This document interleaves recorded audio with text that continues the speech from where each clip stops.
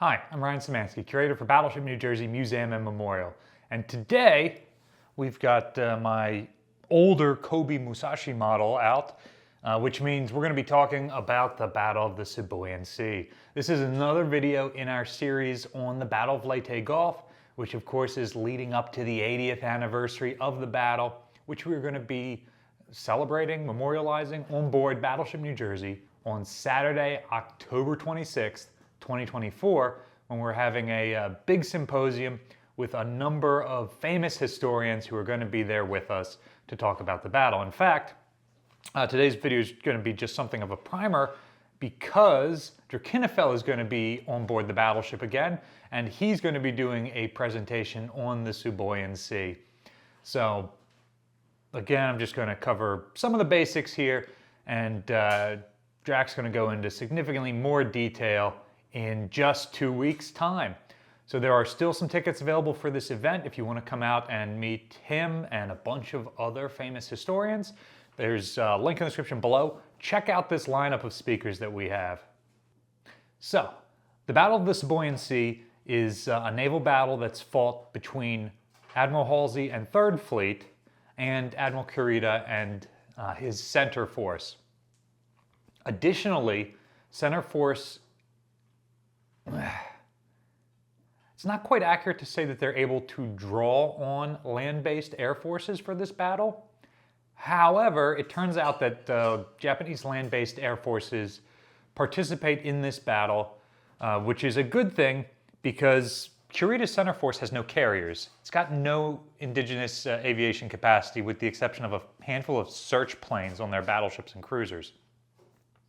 And these don't go up to fight the Americans. But there are still some aircraft left in the Philippines that Halsey didn't destroy during his earlier raid on Formosa that was sort of a prelude to the Battle of Leyte Gulf, where he destroyed much of the land-based air forces in that entire quadrant of the Pacific, ravaging everything from Okinawa to Formosa to the Philippines. So Japan has relatively limited air forces left, but they do choose this moment to commit them. They don't really commit any to air defense of Kurita's fleet, which is operating in a relatively restricted waterways. The Sibuyan Sea is kind of north, but in the middle of the Philippine Islands. So their Japanese ships are surrounded by land masses on all sides. So it really is a lopsided battle with 3rd Fleet launching air attacks against the Japanese, with the Japanese able to launch significantly more limited attacks back at him. However, it's not as lopsided as you would think it should be. Remember, this air battle of Formosa, Halsey's 4 carrier groups have expended a lot of ammunition, they've spent a lot of time in the air, and they're just worn out. The aircraft are beat up, the pilots are worn out, and so the invasion of Leyte has happened. The American soldiers are ashore. The merchant vessels have more or less, or I should say auxiliaries, have more or less unloaded their cargo and left. This was the last time that Halsey was actually expecting the Japanese to attack. And so he dispatches more than half of his force, 2 of his carrier task forces, including the ones with the most fleet carriers in them, to go all the way back to Ulithi to rest, rearm, and resupply, while he keeps 2 off the Philippines. Well, then Darter and Dace see the Japanese center force at Palawan Passage, and Halsey recalls 1 of the 2 forces, but still his largest one, with 40% of his air power, is still sailing away from the battle space. And it's not until October 24th, the day of the Battle of the Sibuyan Sea, that he has to recall that task force so that he can build back up his whole strength. And so Halsey fights the entire Battle of Leyte Gulf without his 4 carrier groups operating together. What's more, his carrier groups are more or less operating in a line north to south, and just pure bad luck, it's his weakest force, a force with a single fleet carrier and 2 light carriers that are actually closest to the Japanese in the Sibuyan Sea. And so Halsey's attacks during this battle are pretty weak and not at all like combined and coordinated in the way that you would expect from an American carrier attack at this point in the war. The Americans have also switched over from flying Dauntlesses to flying the new Helldivers, and this is a much more difficult aircraft to fly. They're, again, exhausted, and this isn't really a fate of the country rests on your shoulders sort of battle the way Midway was. It's very much a go out there, fly your mission, and come on home. So the American performance during this battle is not as great as it is at other battles. But that doesn't mean that unopposed carrier air attacks are not devastating. Just ask Musashi down here. So the battle actually has two components, like I mentioned earlier. There is one component where the Japanese land-based aircraft are attacking the American fleet, and another component where the American carrier-based aircraft are attacking the Japanese fleet. And both are a series of relatively small strikes throughout the day, especially compared to how many aircraft these two sides have operated at other points in the war. On the American side, American Hellcat fighters are able to do pretty good work as a combat air patrol. However, one Judy dive bomber does get through, manages to plant a bomb on the Independence-class light carrier Princeton, a ship that's built in Camden, very close to where Battleship New Jersey sits today. The Independence-class light carriers were originally being built as Cleveland-class light cruisers, and then they are adapted as aircraft carriers because of the prevalence of carrier air battles during the war. Japan also converts a number of ships to light carriers as well throughout the war. It's pretty par for the course. Even Germany is converting one of its cruisers into an aircraft carrier, although it never gets completed. Princeton is caught with aircraft both on the flight deck and in the hangar. The bomb is able to penetrate through the relatively lightly armored deck of the hangar and detonate inside the ship. And then because of those refueling and rearming aircraft, it's able to cause a series of secondary explosions. Princeton's own sprinkler system fails to operate. Her water mains are probably damaged by the various explosions. It really shows you that even though American carrier doctrine has evolved to be relatively safe and damage control procedures are really, really great, that it's still not perfect. If you're caught with aircraft in the hangar, you're going to have a bad day.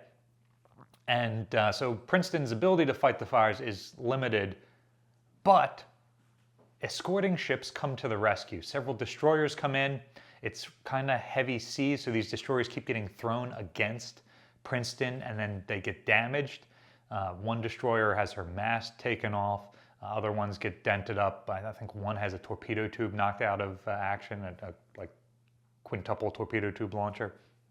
And so the destroyers kind of pull back some, and the light cruiser Birmingham, which is a Cleveland-class light cruiser, a cousin of Princeton, because remember she was being built to that design, comes in and is able to use her fire mains and her firefighting systems to spray water onto Princeton.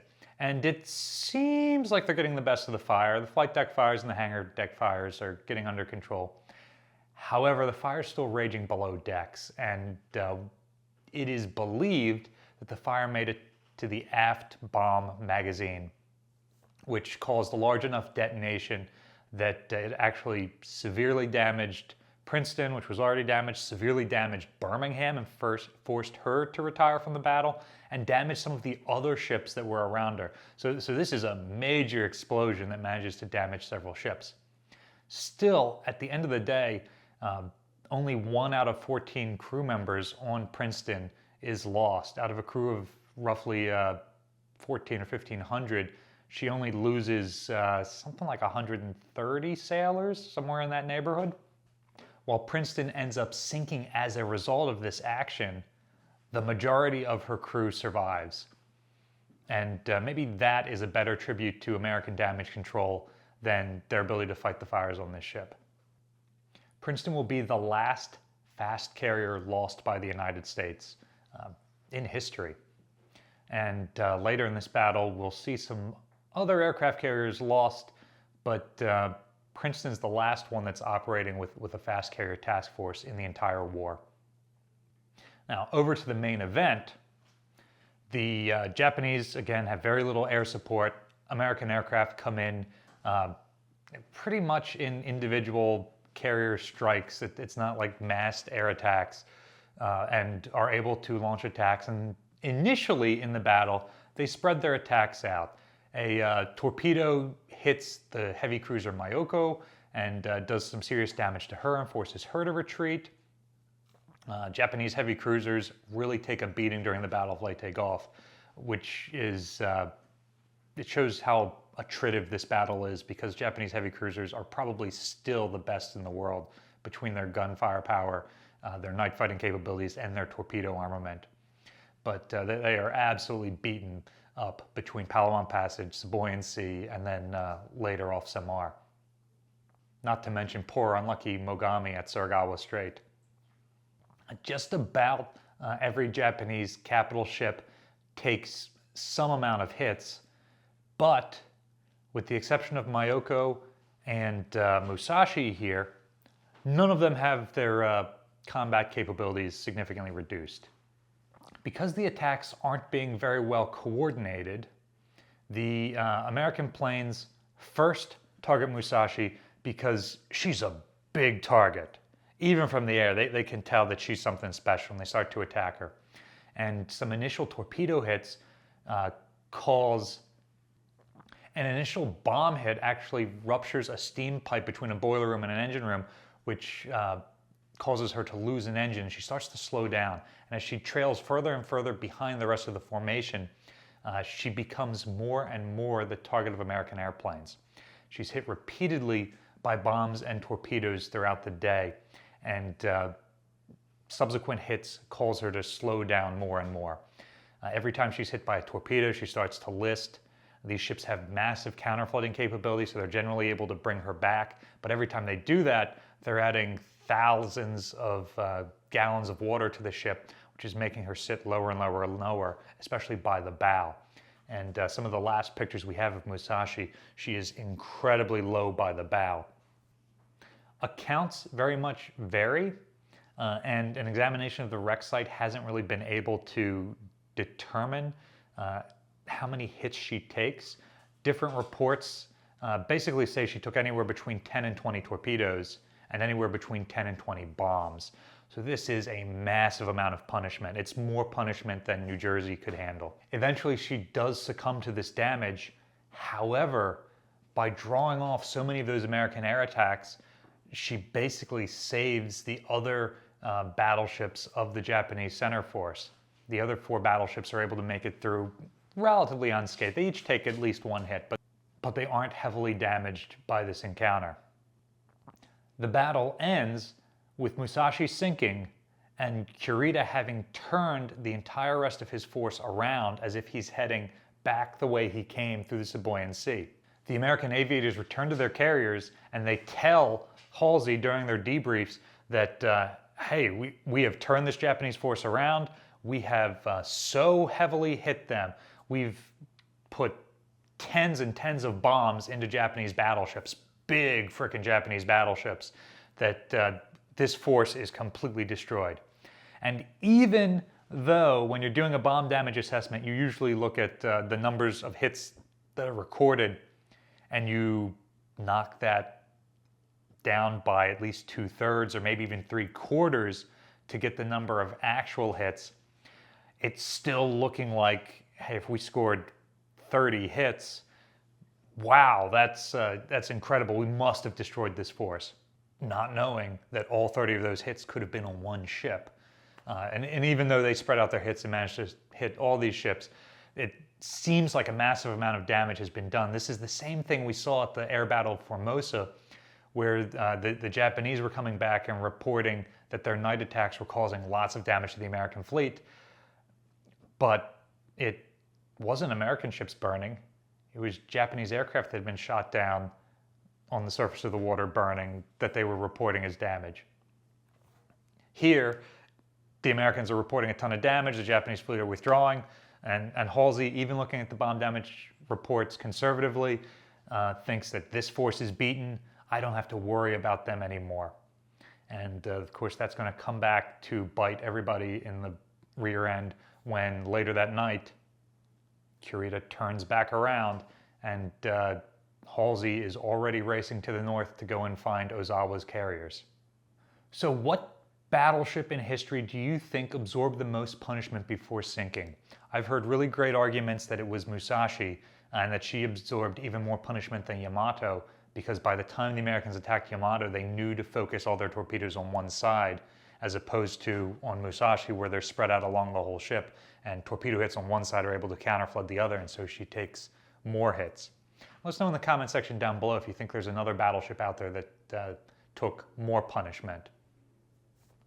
Battleship New Jersey received operating support from the New Jersey Department of State, also from a number of other businesses and private individuals like yourselves. We really appreciate the support. There's a link in the description below if you'd like to donate to support the museum. You can also support us by liking, sharing, and subscribing so more people find about us and the channel. And by clicking on the link in the description, coming out to support our Leyte Gulf event and meeting all the great historians who are coming to be on board Halsey's flagship on the 80th anniversary of the battle. Thanks for watching.